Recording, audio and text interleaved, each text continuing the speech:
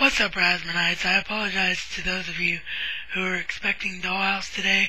I know I said there wasn't going to be any interruptions video-wise to that series, but I completely forgot that there are two awesome Blu-ray giveaway contests that I wanted to enter, and this first one that you're going to see, which is SilentMike's, actually ends tomorrow. I thought it ended on the 19th of April. It actually ends on the 15th of April, which means I'm cutting it about as close as humanly possible. I hope that YouTube cooperates and this actually gets on the air on the 14th, so my entry counts. If you guys haven't checked out SilentMike, please do so. I'm unfortunately in the situation where I'm one of those people who doesn't always get to comment on everybody's videos, but if I'm subscribed to a channel, trust me, I watch everything that a channel puts out, and SilentMike puts out some of the best stuff in this entire community. So check him out if you haven't done so. Alright. His contest was to name your top 5 favorite films on Blu-ray and basically give a reason as to why. Now, the observant keen eye will notice that I've actually got 6 here, but it's because I'm actually counting an entire franchise as one Blu-ray, even though it comes in the form of a box set and a separate single film. I just couldn't narrow the franchise down into one film with my reasons, and so at number 5, it is the Pirates of the Caribbean film franchise. So here we have the 4th film on Stranger Tides, and the box set of Curse of the Black Pearl, Dead Man's Chest, and At World's End.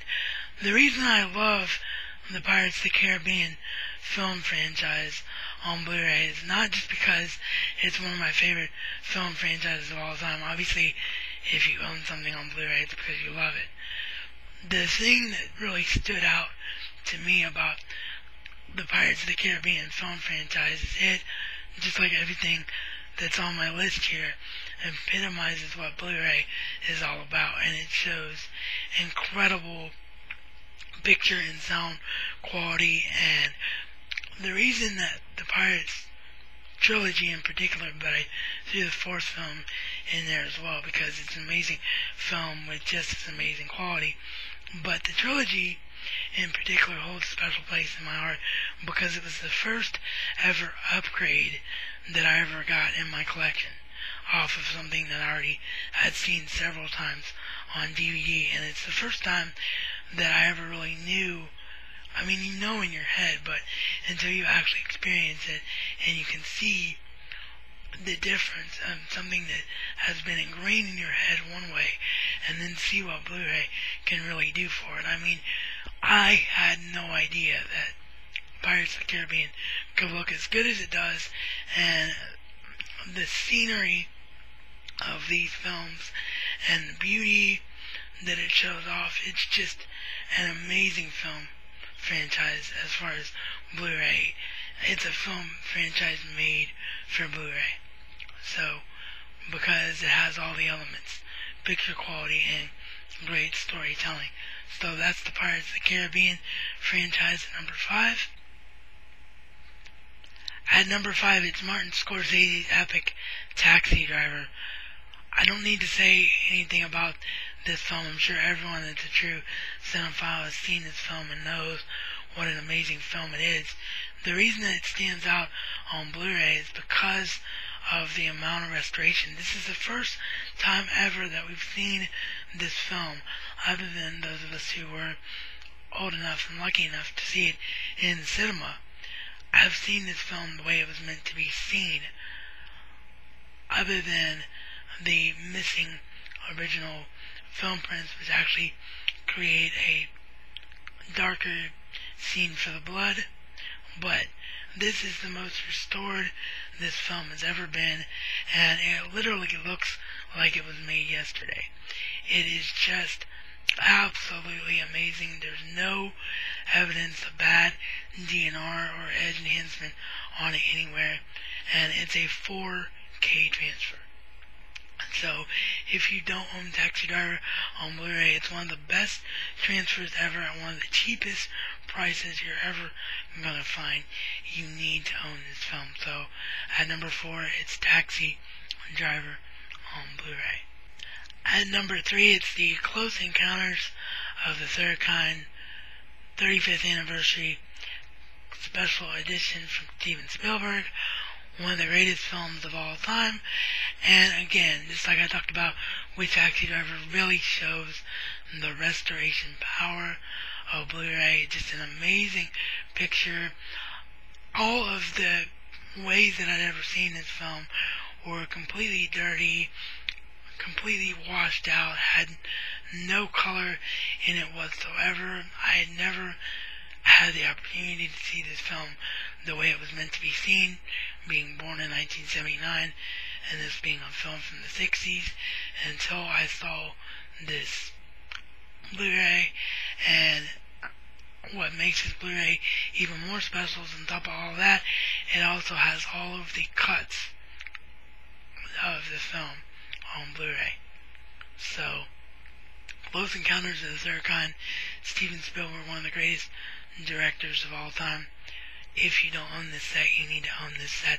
So at number 3, it's Close Encounters of the Third Kind. Number 2, it's the Blade Runner 5-disc Final Cut Edition. Basically for all the same reasons that I named for Close Encounters of the Third Kind. One of my favorite films of all time, actually my second favorite film of all time. And again, I'd never, since cinema, seen the film the way it was meant to be seen, and it completely restores the film.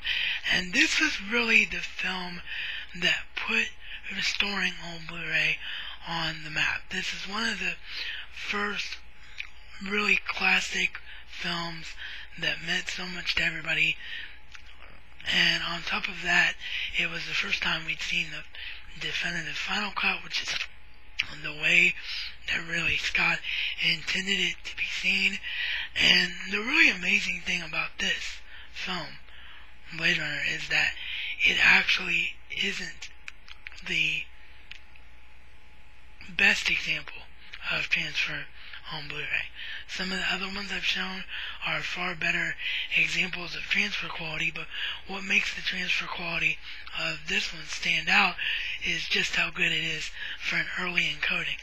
This was one of the ones that was on both HD, DVD, and Blu-ray back when the format war was going on, and because of that, the encoding was actually held back a little bit because it was made to also work on HD DVD, and it's just stunning. They did such a good job of restoring this film print that the only way you're going to know is if you've been spoiled by something that's a true Blu-ray transfer like some of the other ones I've shown.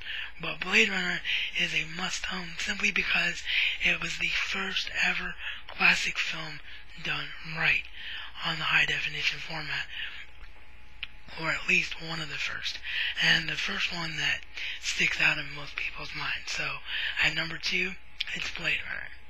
And at number 1, it's my favorite film of all time, The Dark Knight.